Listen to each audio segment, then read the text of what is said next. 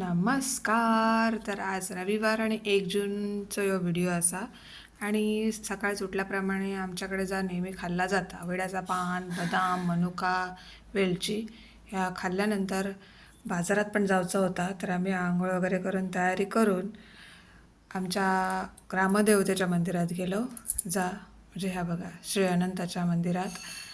आणि पाऊस नाही होता त्याच्यामुळे आम्ही रेनकोट वगैरे म्हटलं म्हणजे लास्ट टाईम आम्ही गेलेलो तेव्हा कसं झालं, रेनकोट घेऊन गेलो आणि बाजार आमका ठेवूक जागा नाही होती.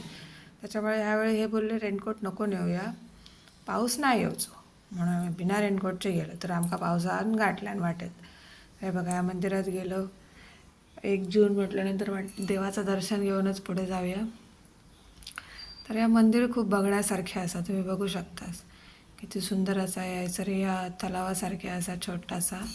आणि त्याचा पूर्ण पाणी असा मंदिराच्या असं हे बघा दारातूनच जाता आणि त्याच्यात मासे बिशे असतात मोठे मोठे.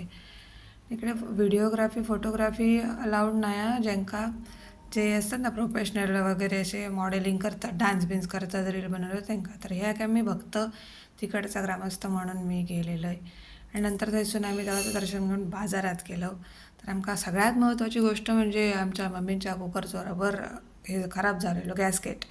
तर त्या गॅसकेट शोधित होतं आहे. तर अशीच फिरत होतो आणि रविवार असल्यामुळे ऑलमोस्ट दुकानं बंद होती. हो, जशी माझ्या कणकवलीत असतात तशी. पण काय काय दुकानं चालू होती रेनकोट बिनकोटची अशी. तर तुमका मी आता ह्यो बाजार दाखवते फोंडाच म्हणतात मराठीत त्याका.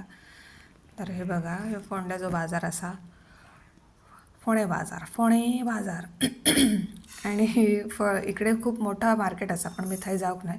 ह्या तुमका शॉर्टकट फळा बिळांचा हे दाखवतोय. हे बघा ह्याचा मार्केट फिरत फिरत मी लास्ट टाईम गाऊन इकडेच घेतलेलं आहे. हे बघा असं चाललं आहे. आणि हे आंब्याचे टोपले विचारू गेले तर हे बाकीचेच आंबे सगळे स्वस्त होते साधारण, पण ह्या ज्या काय फाटीयातलो त्यांनी ह्यो एक आंबो काढून माका दाखवल्यानी तो गव्याचा स्पेशल मानकुराद असा 1200 रुपये डझन 1 जूनला पण. आणि एक आंबो 100 रुपये होय कोणा मी दिले त्यांच्याकडे. आणि माका हॉकिन्सचा गॅसकेट घ्यायचा होता तर मी घेतलं आहे आणि इलं आणि वरडान पण घेतले, कारण त्याचा हॉकिन्सचा नाही होता. पण आता करणार काय, मग एक असंच फोटो काढले धावता धावता थंयसूनच आणि या जवान केलं आणि घरात गेलं. धन्यवाद.